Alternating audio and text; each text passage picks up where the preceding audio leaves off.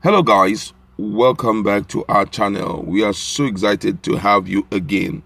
The issue of Yoruba nation seceding from Nigeria has drawn national attention. We've heard a lot from the Yoruba, group ever since Sunday Igboho came up with that issue of secession. Many people have reacted. Some believe that he is in no position to decide what the Yoruba people want, and some also believe that if such will ever happen, the major stakeholder, which is the monarch, the governors, and some elder statesmen must be in support, and most of them are saying no, that for now, based on how much they have contributed, it just can't work that way. But guess what? Some stakeholders also who are so much involved in this One Nigerian project have from the south and from the southeast have spoken about this issue of secession of Oduduwa Republic, and you will be so shocked some of the reasons that they have given behind the continuous push by the Yoruba for secession, and it's coming from different wings. Most people believe that it's just some kind of joke. Some people believe that they are actually pushing for it because they are targeting a particular thing. We are going to see all of that from different quarters, from different professional groups and the likes. But before we continue, if you've not subscribed to our channel, please kindly hit the red subscribe button and also the bell icon so that you can get notification anytime we publish our videos.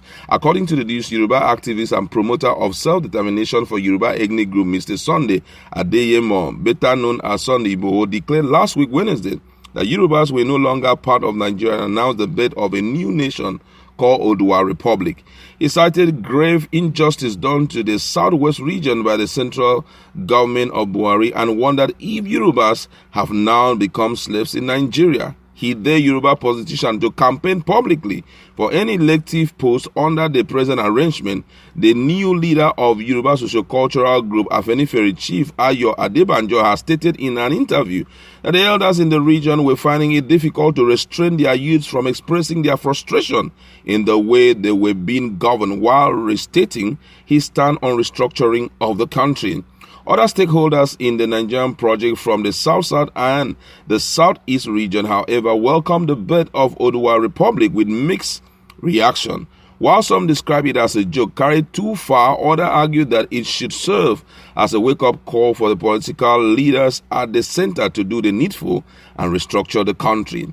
It sponsored smokescreen to negotiate 2023 presidency. That was what Darlington, who is the spokesperson to Niger Delta right advocate, had to say. And according to him, he said Igboho's declaration crystallizes the greed of the Yoruba political elite who are creating a smokescreen situation in order to negotiate the 2023 presidency.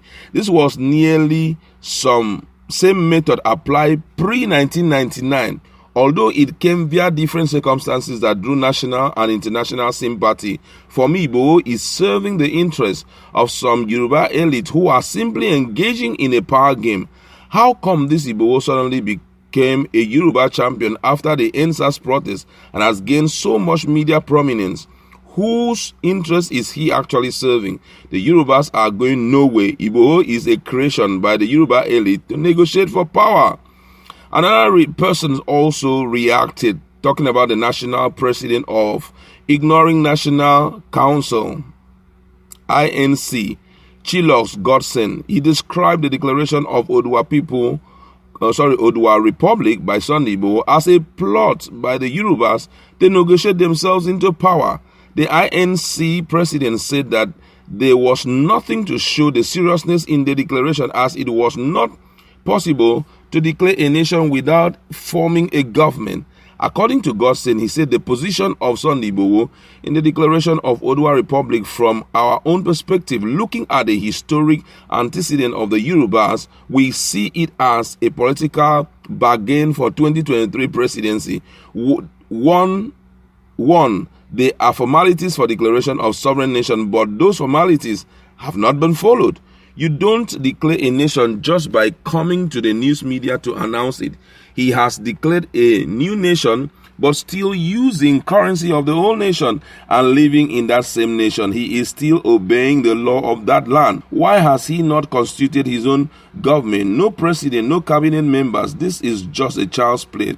They are some of the antics, some of these self-determination group deployed to negotiate themselves into the mainstream politics. Another person who is a president of Igboho Professional Association, Homeland Chapter, talking about Iniro Wills, said this, and I quote, he said, Nigeria as it is the creation and hand down of a colonial force. It is in the urgent interest of all parts of the colonially contrived entities to start a process of negotiating freely among themselves on the basis of their continued coexisting or interrelations.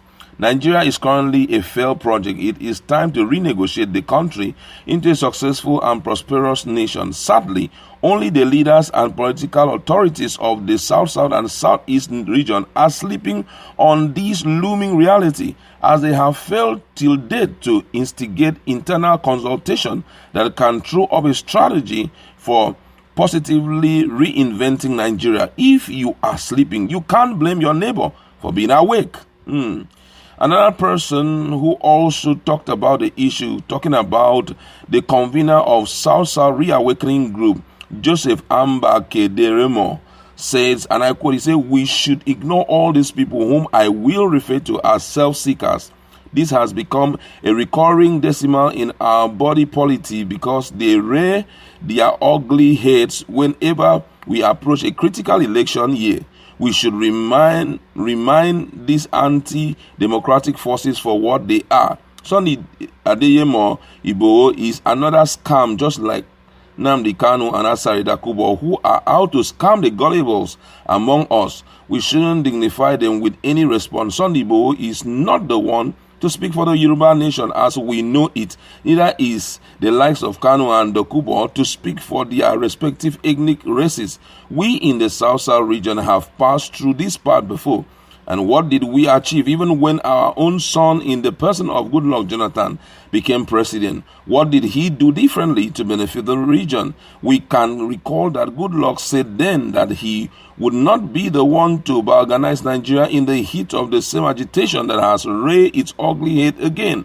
Nigerians should not be hoodwinked by the action of these alarmists. The Ekiti state governor, while reacting also to the quest for the creation of the so-called Oduduwa Republic, asked rhetorically if the Ekiti man would cohabit the Egba man, and same for others in the southeast and other regions. If one may ask, how much of accountability have these proponents of breakaway held their various governors to account? Our position in the South Reawakening Group is for a peaceful coexistence and oneness, respect for each other, love for one another. One indivisible Nigeria is what we must promote at all times. Another person, the immediate past president of IYC Worldwide, Eric Omare, in his reaction said, I think what the declaration or whatever it is called translate into is that all is not well with Nigeria and Nigerians. People are suffocating in different areas of our national life, from security to economy, social interaction, etc. But the authorities have not provided opportunity to express the frustration, hence the declarations by different group. The frustration is not limited to the Yoruba people alone, but all over Nigeria, including northern part of the country. So my view is that it is a clarion call on the present federal government to take the appropriate step to engage Nigerians with a view to addressing the issues that have given rise to the declaration. But I have serious doubts if this government would listen, because they seem not to care about public opinion. Wow. Those are some of the positions that many people have taken in respect to the push by the Yorubas. And one of the most sensitive reactions they had to do with the fact that the Yorubas normally come up, or certain groups of persons normally come up with the issue of agitation whenever there is time for a shift in power. Everyone would try to bring up different strategies to see how they can secure the attention of Nigerians globally. And guess what? It's always working. You understand? It's always working. But I think this time around, eventually everybody seems to understand it, because we've never heard Sunday Igboho surface so strong in the media. Let's try to be real to ourselves. We've never really seen him surface so much. Just fairly recently, when he came up and was complaining about the issue of insecurity, which I am very okay with that. But this issue of secession, why is it coming up now? Who is behind it? What's the purpose of it? And if you look at some of the suggestion of some persons, you will notice that it's just that it is something that just came up, as a reflect act, not that it has been well planned out for. So most people believe that all of this is towards negotiating for that number one position in Aso Rock presidency. Do you think that this is actually true, or it's a genuine act taken by these people based on the level of frustration they have suffered thus far? Now let's interact in our comment section. Tell me, what's your position on this? Do you think that there's any element of truth based on the reaction coming from the Southeast and South in respect to the issue of creation of another nation called